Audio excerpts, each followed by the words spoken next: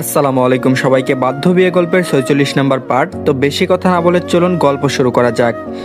পরন্ত বিকেলের শেষ আলোটা তখন আস্তে আস্তে মিলিয়ে যাচ্ছে, চারিদিকে হালকা কমলা আভায় ভরে গেছে। বাতাসে মিশে আছে গোধূলির নরম গন্ধ, পাখিরা গাছের ডালে ফিরে যাচ্ছে, আর দূরে মসজিদ থেকে মাগরিবের আজান পড়ার অপেক্ষায় যেন স্থির হয়ে আছে চারপাশ। পার্কের এক পাশে বিশাল একটা গাছ, তার নিচে দাঁড়িয়ে আছে রিশা আর আকাশ, দুজন দুজনার পাশে, অথচ মনে হচ্ছে দূরত্বটা অনেক বড়। রিশা মাথা নিচু করে চুপচাপ দাঁড়িয়ে আছে, আকাশও নিস্তব্ধ, যেন ওই নীরবতার মধ্যে তারা একে অপরের অগণিত কথা শুনে নিচ্ছে, তবুও মুখে কোনো শব্দ নেই। অথচ এই সাক্ষাৎ তো ছিল কথা বলার জন্যই, মনের কথা বলার জন্য, কিন্তু কোথাও যেন জমে থাকা অজস্র অনুভূতি মুখে আসতে পারছে না। আধা ঘন্টারও বেশি সময় কেটে গেল, সূর্যের আলো ধীরে ধীরে হারিয়ে গিয়ে চারিদিকে মৃদু অন্ধকারে ঢেকে গেছে। পার্কের বাতিগুলো একে একে জ্বলে উঠেছে। ঠিক তখনই আকাশ ধীরে হালকা গলায় নীরবতা ভেঙে বলল, রিশা, আমি কিছু বলবো, চুপ করে শুনবে কথাগুলো। আকাশের কণ্ঠে এমন এক গম্ভীর্য আর কোমলতা মেশানো স্বর, যা শুনে রিশা হঠাৎ মাথা তুলে তাকালো তার দিকে। চোখের ভেতর চকচক করে উঠলো অদ্ভুত এক আলো। আমি কিছু কথা বলবো, এই কথাটুকু শুনে বুকের ভেতর হালকা ঝড় বইতে লাগলো। মনে হলো আকাশ কি তবে অবশেষে বুঝেছে তাকে, হয়তো আজ সবকিছু স্পষ্ট হয়ে যাবে। বুকের ভেতর দোল দিয়ে উঠলো আশার এক নতুন তরঙ্গ। কিন্তু সেই আশার বাতাস বেশিক্ষণ স্থায়ী হলো না। আকাশের পরের কথাগুলো যেন কাটার মতো বিঁধল রিশার হৃদয়ে। আকাশ ধীর গলায় বলল, আশা করি আমার কথাগুলো বুঝবে, কোনো রকম পাগলামি করবে না। তুমি জানতে চাইছিলে না আমি তোমাকে ভালোবাসি কিনা? এই প্রশ্ন শুনে রিশার চোখের ভেতর আলো আরো বেড়ে গেল, বুকের ভেতর কেমন এক মিষ্টি কাঁপুনি। সে এক দৃষ্টিতে আকাশের দিকে তাকিয়ে রইল, চোখের দৃষ্টিতেই উত্তর পেতে চাইল। আকাশ এবার আর থামলো না, অনেক দিনের বাঁধা কথাগুলো একসাথে বেরিয়ে আসছে তার হৃদয় থেকে। আকাশ বলল, তোমার সব ইচ্ছা আমি পূরণ করতে পারবো না রিশা, এটা সত্যি, কিন্তু একটা কথা মেনে নাও, আমি তোমাকে ভালোবাসি, কবে কখন জানি না। অনেক চেষ্টা করেছি যেন মনটা তোমার দিকে না যায়, কিন্তু পারিনি। না চাইতেও এই বেহা এমন তোমার মায়ায় জড়িয়ে গেছে। আমি তোমাকে ভালোবাসি রিশা, নিজের থেকেও বেশি ভালোবাসি। ভালোবাসি এই শব্দটা আকাশের ঠোঁট থেকে বের হতে রিশার পুরো শরীর যেন বিদ্যুতের শিহরণ বইল, চোখ দিয়ে অশ্রু গড়িয়ে পড়ল, ফুটে ফুটলো এক অদ্ভুত হাসি। মনে হলো তার সমস্ত পৃথিবী আজ আলোকিত হয়ে গেছে একটি শব্দে। যাকে সে এতদিন নিজের প্রাণ দিয়ে ভালোবেসেছে, যার জন্য কেঁদেছে, যন্ত্রণায় পুড়েছে, সেই মানুষ আজ নিজ মুখে বলছে ভালোবাসি। এই অনুভূতির রেশ ভাষায় প্রকাশ করার মতো নয়, এজন্য সমস্ত দুঃখের বিনিময়ে পাওয়া এক মুহূর্ত আনন্দ, যার ওজন মাপা যায় না। আকাশের কণ্ঠ থামছে না, সে আবারও বলল, দেখো, আমি তোমাকে নিজের থেকেও বেশি ভালোবাসি, কিন্তু নিজের ভালোবাসাকে অস্বীকার করছি বারবার। নিজের মুখে বলছি তুমি অন্য কারো হয়ে যাও, আমার থেকে দূরে থাকো। জানি এটা নিষ্ঠুর শোনাচ্ছে, কিন্তু আমি তোমার ভালো চাই রিশা। আমি জানি আমার জীবনের বাস্তবতা কেমন। আমি তোমাকে সব সুখ দিতে পারবো না, তাই ভালোবেসেও তোমাকে নিজের কাছে টেনে নিচ্ছি না। তোমাকে হারাতে চাই না, তবুও ভালোবাসা আড়াল করছি তোমার ভালো চাওয়ার জন্য। এই কথাগুলো বলার সময় আকাশের চোখ দিয়েও পানি গড়িয়ে পড়লো। সে মুখ ফিরিয়ে নিল, রিশার সামনে দুর্বল হয়ে পড়তে চায় না। রিশা তৎক্ষণে স্থির হয়ে গেছে, চোখের জল থামছে না, বুকের কষ্টটাও না। রিশা কাপা কণ্ঠে হঠাৎ বলে উঠল, আপনি আমাকে ভালোবাসেন, এই কথাটা শোনার পর আমার ভিতরের অনুভূতিটা আমি কোনো ভাষায় প্রকাশ করতে পারছি না। আপনি কল্পনাও করতে পারবেন না আমি কতটা আপনাকে অনুভব করি। কিন্তু আপনি বলছেন আপনি আমাকে ভালোবাসেন, অথচ নিজের করতে চান না। এটা কেমন ভালোবাসা? আপনি আমার ভালো চাইছেন, কিন্তু আমাকে চাইছেন না। এটা কি আশ্চর্য না? রিশার কথাগুলো শুনে আকাশ নিঃশব্দে মাথা নিচু করে ফেললো। তার ঠোঁট কাঁপছে, কিন্তু কোনো শব্দ বেরোচ্ছে না। সে মনে মনে ভাবলো, এই মেয়েটা কখনো বুঝবে না, ভালোবাসা কখনো কখনো যতটা সহজ মনে হয় ততটা সহজ নয়। আকাশ ধীরে বলল, খুব নরম কণ্ঠে, রিশা, তোমার চোখের জল আমার দুর্বলতা। আমি জানি তুমি বুঝতে পারছো না, কিন্তু রিশা, বিশ্বাস করো, এই দূরত্ব, এই কষ্ট, এই ত্যাগ সবই ভালোবাসা। আর এদিকে তারা বাইক রাইডের পর রাজীব ভাইয়ের গাড়িটা দেখতে পাই। রাজীব ভাইয়ের কাছ থেকে গাড়িটা নিয়ে তারা দুজন রওনা দেয় কক্সবাজারের উদ্দেশ্যে। পথে নাফিসা বাইরের আবহাওয়া উপভোগ করছিল।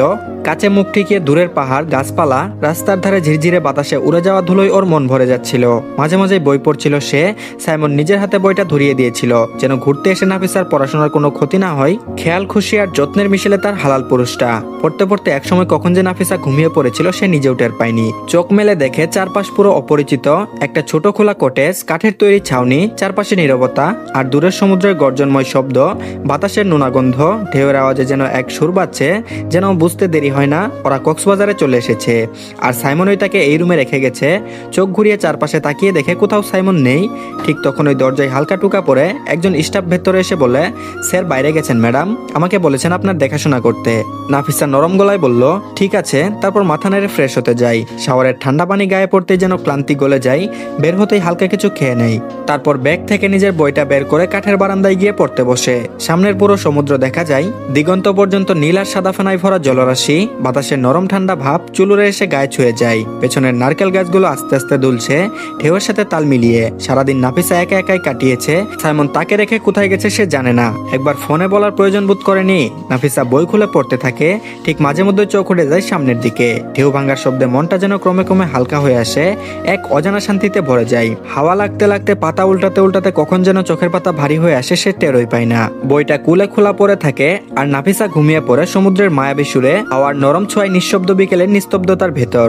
আর এদিকে দলের ছেলেদের সঙ্গে দাঁড়িয়ে আছে সাইফান। আর কয়েক মাসের মধ্যেই নতুন ভোট শুরু হবে, সেই নিয়মেই দলের ছেলেদের সঙ্গে আলোচনা করছে সে। আজকে মূলত এসেছিল ব্যানার পোস্টার কোথায় কোথায় লাগাতে হবে তার খোঁজ নিতে।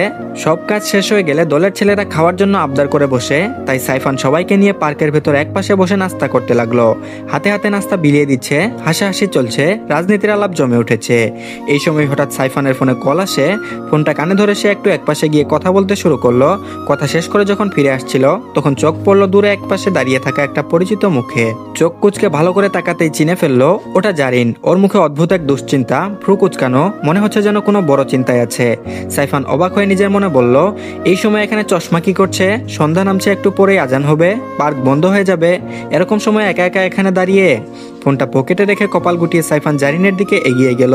ওদিকে জারিন বারবার আশেপাশে তাকাচ্ছে, মনের মধ্যে টেনশন। ওদের দুজনের ঝামেলা কি শেষ হলো নাকি আবার কিছু কথা হবে? তার উপর এই জায়গায় মশার বংশ বিস্তার যেন পুরোদমে চলছে। পা থেকে হাত কোথাও শান্তি নেই।